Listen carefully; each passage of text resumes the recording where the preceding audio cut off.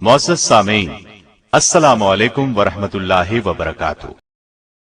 اس بار آپ کی خدمت میں ایک ایسا خوبصورت گلدستہ پیش کرنے کی سعادت حاصل کر رہے ہیں جو انتخاب ہے رب کائنات کا اپنے محبوب پیغمبر جناب محمد الرسول اللہ صلی اللہ علیہ وسلم کی دائمی اور ابدی رفاقت کے لیے۔ نام ہے امہات المومنین۔ جی ہاں، بہت اہم موضوع ہے، بلکہ اہم ترین کہنا مناسب ہوگا، اس لیے کہ اس میں جہاں آپ نبی کریم صلی اللہ علیہ وسلم کی ازواج مطہرات کے حالات، واقعات اور فضائل و مناقب سنیں گے، وہاں اس موضوع کے بارے میں پھیلائے ہوئے بغض و عداوت پر مبنی شکوک و شبہات کا ازالہ بھی ملاحظہ فرمائیں گے۔ ان حالات میں بجا طور پر کہا جا سکتا ہے یہ سیٹ وقت کی اہم ضرورت ہے۔ اس سے بھرپور معلومات حاصل کرنے کی دعوت دیتے ہوئے ہم اپنا سر رب ذوالجلال کی بارگاہ اقدس میں احساس مسرت سے جھکتا ہوا محسوس کر رہے ہیں۔ لیجئے سنیے امہات المومنین رضی اللہ عنہن اجمعین، حصہ اول۔ اسلام دشمن طبقات کے چند اعتراضات یہ ہیں کہ نبی کریم صلی اللہ علیہ وسلم نے اتنی شادیاں کیوں کی؟ کیا یہ عورتوں کو تکلیف پہنچانے والی بات نہیں؟ کیا اس طرح ایک عورت کی حق تلفی نہیں ہوتی؟ نبی کریم صلی اللہ علیہ وسلم کے پاس اتنی شادیاں کرنے کا کیا جواز تھا؟ ایک اور بڑا اعتراض یہ ہے کہ اسلام عورت کو حقیر درجہ دیتا ہے۔ عورت کے حقوق مرد کے برابر نہیں، وہ صرف گھر کی باندیاں بنا کر رکھی جاتی ہیں۔ ان میں زیادہ الجھن والا مسئلہ یہ ہے کہ نبی کریم صلی اللہ علیہ وسلم نے اتنی شادیاں کیوں کی؟ پہلے ہم اس پر روشنی ڈالیں گے، پھر حقوق کی بات کریں گے، اور پھر اس کے بعد امہات المومنین کے حالات و واقعات ترتیب کے ساتھ بیان کریں گے۔ اللہ تعالی کا فرمان ہے، لَقَدْ كَانَ لَكُمْ فِي رَسُولِ اللَّهِ أُسْوَةٌ حَسَنَةٌ۔ بے شک تمہارے لیے رسول اللہ صلی اللہ علیہ وسلم کی ذات میں بہترین نمونہ ہے۔ نبی کریم صلی اللہ علیہ وسلم چونکہ امت کے لیے نمونہ ہیں، اس لیے آپ نے ایک سے زائد شادیاں کی تاکہ آپ کے امتی بوقت ضرورت ایک سے زائد شادیاں کریں تو اپنی بیویوں کے ساتھ اس طرح کا سلوک کریں جس طرح نبی کریم صلی اللہ علیہ وسلم نے اپنی بیویوں سے کیا۔ اب اگر آپ پوری زندگی میں صرف ایک شادی فرماتے تو اس صورت میں یہ نمونہ تو پیش نہ کر سکتے۔ آپ نے سیدہ خدیجہ سے شادی کی تو ان کے انتقال تک دوسری شادی نہیں کی۔ یہ ان لوگوں کے لیے نمونہ ہے جن کی صرف ایک بیوی ہو۔ اب آگے چلیے، نبی کریم صلی اللہ علیہ وسلم کی حیات طیبہ کے بھی ایک عام انسان کی طرح دو پہلو تھے، ایک بیرون خانہ زندگی، دوسرے اندرون خانہ زندگی۔ اندرون خانہ زندگی کو آپ خانگی زندگی کہہ لیں۔ اب خانگی زندگی کے پہلوؤں کو آپ کی ازواج مطہرات ہی دنیا پر پیش کر سکتی ہیں۔ آپ نے جو 11 نکاح فرمائے، ان کی غرض و غایت یہی تھی کہ عورتوں کی ایک کثیر تعداد آپ کی خانگی زندگی کو پیش کر سکے۔ شوہر کے رازوں سے جس قدر اس کی بیوی واقف ہو سکتی ہے، اتنا کوئی دوسرا ہو ہی نہیں سکتا۔ اب نبی کریم صلی اللہ علیہ وسلم کی اندرون خانہ زندگی کو صرف ایک عورت بیان کرتی تو وہ شاید دنیا والوں کی نگاہ میں اس قدر یقینی بات نہ ہوتی، لیکن جب 11 عورتوں کی ایک جماعت نے آپ کی خانگی زندگی کو لوگوں کے سامنے پیش کیا تو آپ کے وہ حالات پورے وثوق کے ساتھ دنیا کے سامنے آئے جن پر یقین کیے بغیر چارہ نہ تھا۔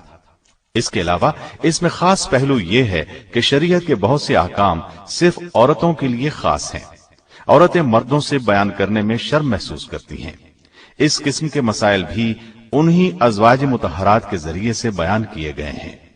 علاوہ ازیں نبی کریم صلی اللہ علیہ وسلم کے متعدد نکاح کرنے کی ایک وجہ عورت کے مقام اور درجے کو دنیا میں اجاگر کرنا ہے۔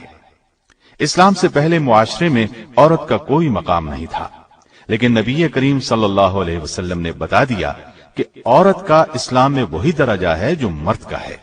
حیثیت، حقوق اور آخرت کے انعامات کے لحاظ سے دونوں میں کوئی فرق نہیں۔ البتہ اسلام کے نزدیک ایک مرد مرد ہے اور عورت عورت۔ اگر دونوں صنفیں آپس میں خلط ملط ہو جائیں تو زندگی کا نظام تباہ ہو جائے۔ مرد اور عورت ایک دوسرے کی کاپی نہیں بلکہ ایک دوسرے کی تکمیل کرتے ہیں۔ لہٰذا یہ کہنا غلط ہے کہ اسلام نے عورت کو حقوق نہیں دیے یا انہیں گھر کی لونڈی بنا دیا ہے۔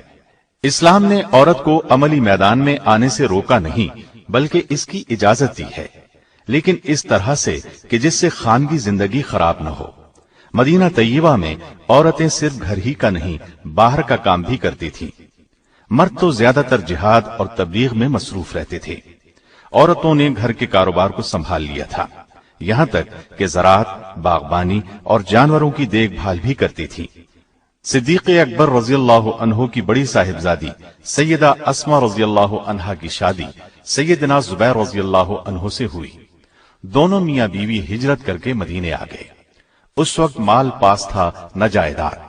سیدہ اسما فرماتی ہیں، ہمارے پاس اس وقت صرف پانی لاد کر لے جانے کے لیے ایک اونٹ تھا۔ میں ہی اونٹ کے لیے گھاس وغیرہ لاتی تھی، کھجوروں کی گٹھلیاں کوٹ کر دانے کے طور پر اونٹ کو کھلاتی تھی، میں ہی پانی بھر کر لاتی تھی۔ پھر نبی کریم صلی اللہ علیہ وسلم نے مدینے سے باہر 2 میل دور زمین کا ایک ٹکڑا ہمیں دیا۔ میں وہاں کام کے لیے جایا کرتی تھی اور واپسی پر کھجوروں کی گٹھلیاں لاد کر لاتی تھی۔ اسلام نے علم کے میدان میں بھی عورت کو محروم نہیں رکھا۔ سیدہ عائشہ اور دوسری امہات المومنین نے علمی میدان میں بہت سے کارنامے انجام دیے۔ صرف سیدہ عائشہ رضی اللہ عنہا کی روایت کردہ احادیث 2210 تک شمار کی گئی ہیں۔ ان سے قریباً 100 صحابہ اور تابعین نے روایت کیا ہے۔ بڑے بڑے جلیل القدر حضرات ان کے شاگردوں میں شمار ہوتے ہیں۔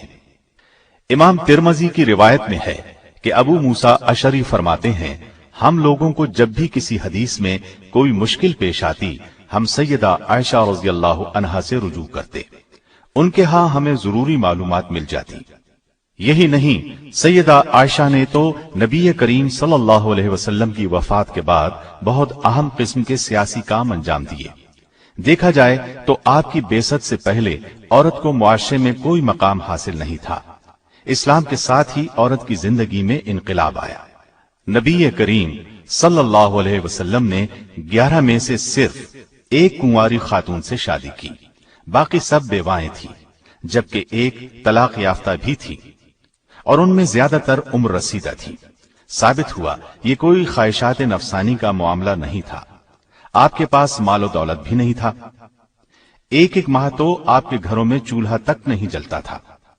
اس قدر تعداد میں شادیاں کرنے کا ایک عظیم مقصد قبائلی عداوتوں کو محبت میں تبدیل کرنا تھا۔ ان وضاحتوں کے بعد آپ اچھی طرح جان چکے ہوں گے کہ یہ تمام اعتراضات گھٹیا سوچ کی پیداوار کے سوا کچھ بھی نہیں۔ اب ہم آپ کو ایک ترتیب سے امہات المومنین کے حالات، واقعات اور کارہائے نمایاں سنائیں گے۔